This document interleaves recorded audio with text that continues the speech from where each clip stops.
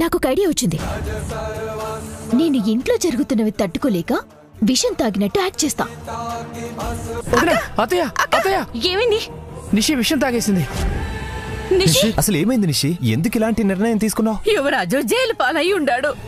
ఇంట్లో వాళ్ళేమో యువరాజు గురించి పట్టించుకోకుండా సంబరాలు చేసుకుంటా ఉండారు. పాపం పిచ్చి పిల్ల ఎవరికి చెప్పుకోవాలో తెలియక ఇట్లాంటి నిర్ణయం తీసుకుంది. ముందు హాస్పిటల్కి వెళ్దాం పదా. నిషిక కళ్ళు తెరవట్లేదు, ప్లీజ్ త్వరగా తీసుకెళ్ళు. కీర్తి,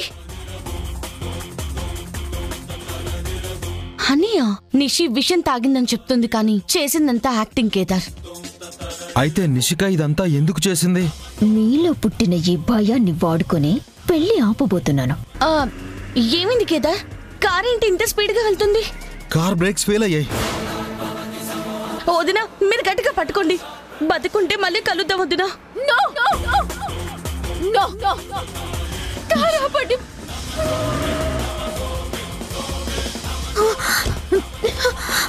అమ్మే అమ్మే, నీకేం కాలేదు కదా?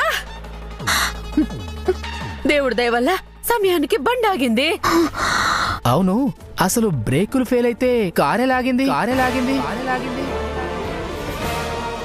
అంటే విషం తాగి స్పృహ కోల్పోయిన నిషి సడన్ గా ఇలా ఎలా మారిపోయిందని ఆలోచిస్తున్నారు. నువ్వు తాగిన తేనె బాటిల్ నిషి. నీ మీద మాకున్న ప్రేమతో నువ్విలా ఆడుకుంటే ఇంకోసారి నిజంగా నీకేమైనా అయినా కూడా ఒక్కరు కూడా నీ వైపు చూడరు.